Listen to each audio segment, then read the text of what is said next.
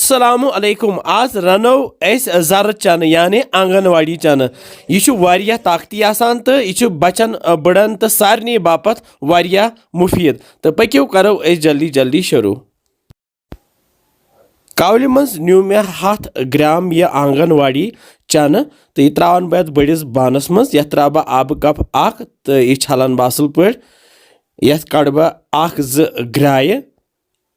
तो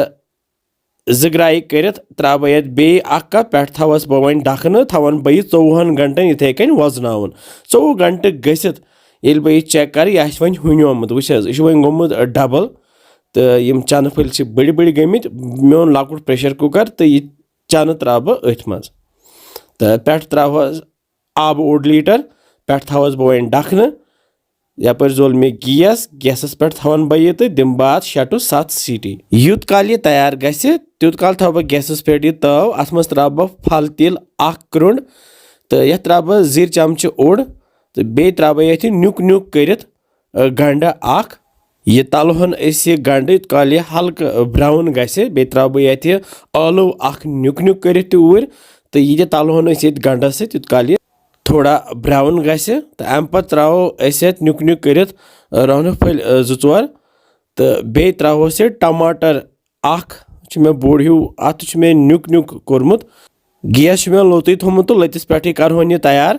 तो यह वन तैयार वन त्रोस मसाल मे बाजार ओनमुत यह चन मसाल तो यम त्रो 1 चमच यह चन मसाल बे त्रोस लेदर चमच ओड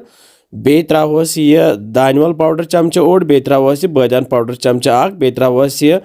मर्चवांगन पाउडर चमच ओड तो बे त्रोस नून चमच अख सारी मसाल त्रित रलहन यह तो करहन यह कैंसन सेकंडन वन तैयार तो यपर सोन चन तैयार वह तुम हावो बह यह सनोमुत असल पे वह ब्रिस गम यह कड़हन यम मज तो त्रोहन ये मसाल सती यह आंगनवाड़ी चन ये हेको नील मर्चवांगन त्रित या दानवल टिट त्रित या बाकी मसाल त्रित मगर मे त्रो यूत तिज मेन शुर सह दानवल या नील मर्चवांगन खेवान कह